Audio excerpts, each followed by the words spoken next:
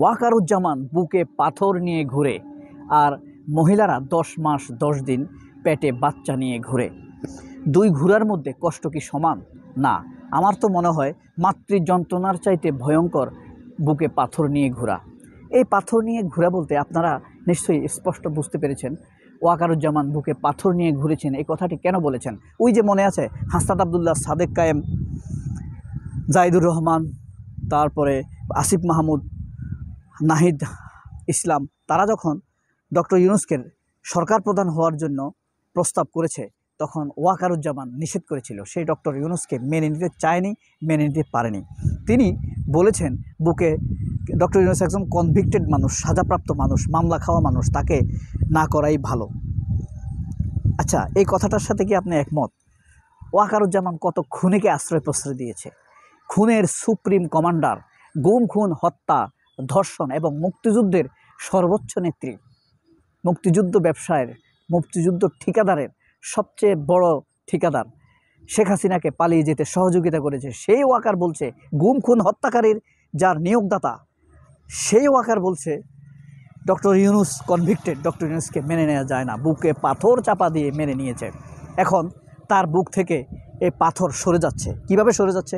সম্প্রতি ডক্টর ইউনূস সরকার, ডক্টর ইউনূস নির্বাচনের একটি সম্ভাব্য সময় ঘোষণা করেছেন এপ্রিল মাসের মাঝামাঝি সময়ে অথবা দ্বিতীয় সপ্তাহে বা প্রথম সপ্তাহে, এপ্রিল মাসে হয়ে যাবে। অর্থাৎ পাথর সরে যাওয়ার উপক্রম হয়েছে। এখন কথা হলো, ডক্টর ইউনূসকে তিনি মেনে নিয়েছেন বুকে পাথর চাপা দিয়ে, অর্থাৎ ডক্টর ইউনূস একটি পাথর। ডক্টর ইউনূস যখন ক্ষমতা থেকে সরে যাবে,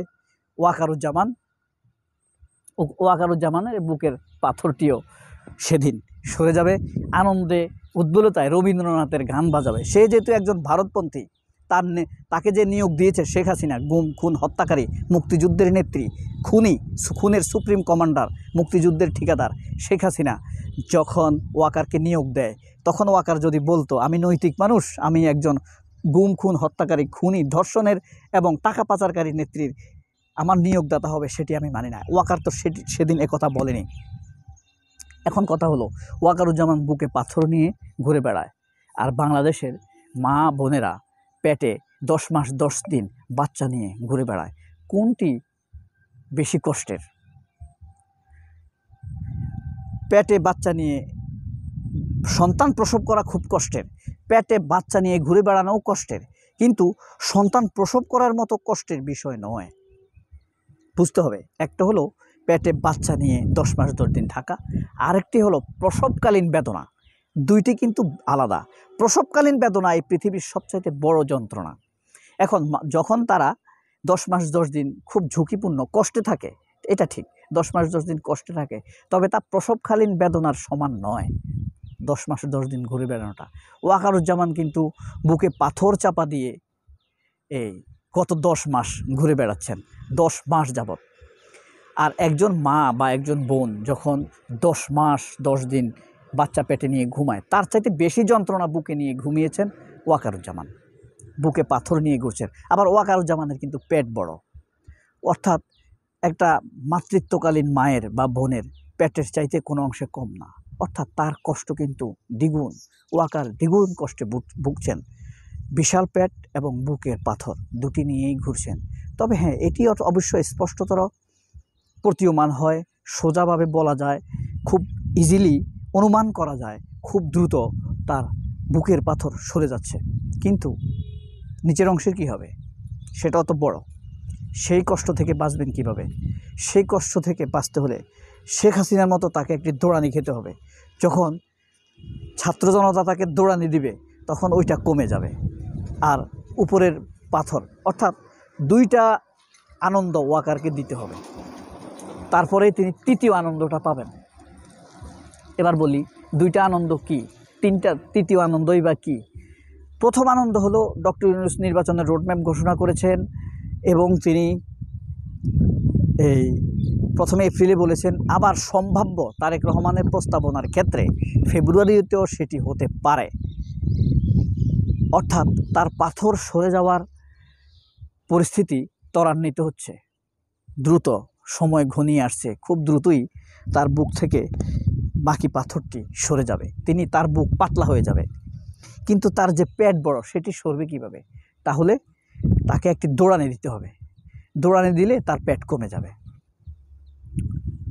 তাহলে তৃতীয় আনন্দটি কি?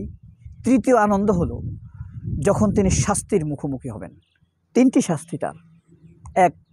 একজন কনভিক্টেড খুনের সুপ্রিম কমান্ডার শেখ হাসিনাকে পালিয়ে যেতে সহযোগিতা করেছেন, তিনি অসংখ্য খুনি অফিসারকে আশ্রয় দিয়েছেন, প্রশ্রয় দিয়েছেন। 2, পরিষ্কার কিন্তু এটা সে স্বীকার করছে, এটার জন্য তাকে জবাবদিহি করতে হবে। এবং ডক্টর ইউনূসকে অমর্যাদা করা। কিভাবে? ডক্টর ইউনূস তিনি হেল্প করছেন ডক্টর ইউনূসকে বুকে পাথর ছাপা দিয়ে। 4 নম্বর, আরও আনুষঙ্গিকগুলো বলি, প্রধান এই 3টা। আয়নাঘর দেখতে বাধা দিয়েছেন তিনি, বিডিআর হত্যার বিচারে তিনি বাধা হয়ে দাঁড়িয়েছেন। এসব গুম খুনের খবর, আয়নাঘরের খবর অতীতে জেনেও তিনি গোপন রেখেছেন। এই অপরাধগুলোর জবাব আমি ওয়াকারের কাছে চাই। অপরাধী হিসাবে এই অপরাধ জবাব সে দিবে না, এই জন্য আমি রাষ্ট্রের কাছে চাই। আপনারা যদি এই অপরাধের জবাব চান তাহলে কমেন্ট বক্সে কমেন্ট করে জানুন। এই ভিডিওকে হিউজ শেয়ার করুন, ছড়িয়ে দিন। সে আমাকে মেরে ফেলুক। ওয়াকার যদি কোনো হত্যার অ্যাটেম্প্ট নেয়, হত্যার উদ্যোগ নেয় শেখ হাসিনার মতো, সেটা প্রথম টার্গেট যেন আমি হই। আমার এতে কোনো আপত্তি নেই। এই দেশের জন্য অনেক মানুষ জীবন দিয়েছে, আমিও একবার দিব। তার যদি খুন করার আবার নেশা চেপে বসে, শেখ হাসিনাকে যদি সে আবার ফিরিয়ে আনতে চায়, আবার যদি রাস্তায় দাঁড়াতে হয়, তাহলে সেই বুলেটের মুখোমুখি আমি হব। আপনারা আমাকে সেই দোয়া করবেন। কোনো হত্যা নির্যাতন আর আমাদেরকে দাঁড়াতে পারবে না। সব কিছুকে আমরা রুখে দিয়েছি। এই খুনিকে, এই জারজকে আমরা তাড়িয়ে দিয়েছি। অন্য ফ্যাসিবাদকে আমরা তাড়াতে পারবো না। ওয়াকার তো আমাদের কর্মচারী, এ কথা কি আপনারা অস্বীকার করতে পারবেন? কিভাবে কর্মচারী এটা আপনি ভালো বোঝেন। সে আমাদের টাকা পয়সা খায়, এটা কথাটা আমি বারবার বলে যাব, এটা বলবো, কারণ তার কাছে আমার হিসাব আছে। আমি ট্যাক্স দিই। আমি ব্যক্তিগতভাবে ৬,২০০ টাকা প্রতি মাসে, বছরে না, প্রতি মাসে আমি ট্যাক্স দিই। তার কাছে আমার হিসাব দিতে হবে না? আমার টাকায় তার বেতন হয়, আপনার টাকায় তার বেতন হয়। এই যে কৃষক দেখছেন, এই যে সারা বিল, আপনি ওইদিকে যদি পিছনে তাকান হয়তো দেখা যাচ্ছে কিনা আমি জানি না, তারা যে এই যে রোদের মধ্যে খাটছে, এদের টাকায় ওয়াকারের বাচ্চা কাচ্চার সংসার চলে না, এদের টাকাই মানুষ চলে। এবার আপনি ডাক্তার হন, ইঞ্জিনিয়ার হন, যেই হন না কেন, আপনাকে আমার এই হিসাব দিয়ে যেতে হবে। ওয়াকারকে তো সবার আগে, নইলে ওয়াকারের কাজ কি? Go Walker go, step down Walker, step down. You are betrayer, go down, you are no more soldiership. সবাই অনেক ভালো থাকবেন। আল্লাহ হাফেজ, আসসালামু আলাইকুম।